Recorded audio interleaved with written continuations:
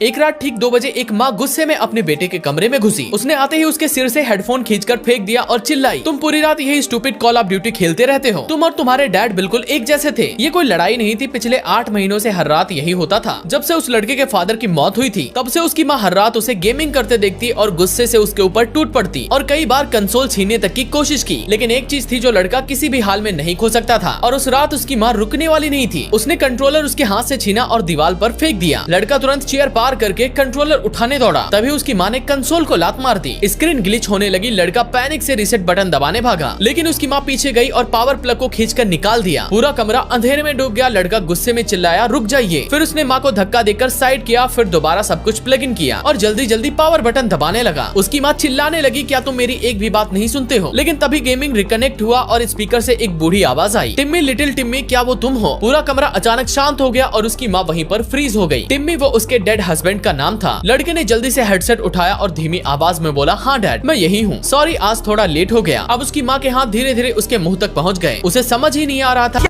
जाओ बेटे, आज जो भी मेरा सच्चा भक्त मेरे लिए एक लाइक और सब्सक्राइब कर कमेंट में मेरे स्वामी श्री राम का नाम लिखेगा, आज मैं उसके सपने में आऊंगा। अगर कि वो क्या सुन रही है। और उसके फादर के फेनरल वाले हफ्ते में ही उनकी तबीयत खराब हो गई थी। फैमिली में किसी की भी हिम्मत नहीं हुई उन्हें ये बताने की कि उनका बेटा मर चुका है। इसीलिए वो हर रात ठीक 2 बजे अपने बेटे टिम्मी को कॉल ऑफ ड्यूटी खेलने के लिए कॉल किया करते थे, बिल्कुल वैसे जैसे वो पहले किया करते थे। और पिछले 8 महीनों से उस बूढ़े आदमी को ये महसूस न हो कि उनका बेटा अब इस दुनिया में नहीं है। इसीलिए वो लड़का हर रात अपना फादर बन के उन्हें जवाब देता था। ये सुनकर उसकी माँ धीरे धीरे जमीन पर बैठ गई। वो उसके गेमिंग सेटअप के पास चुपचाप फ्लोर पर बैठी रही और उस रात उसने एक शब्द भी नहीं कहा।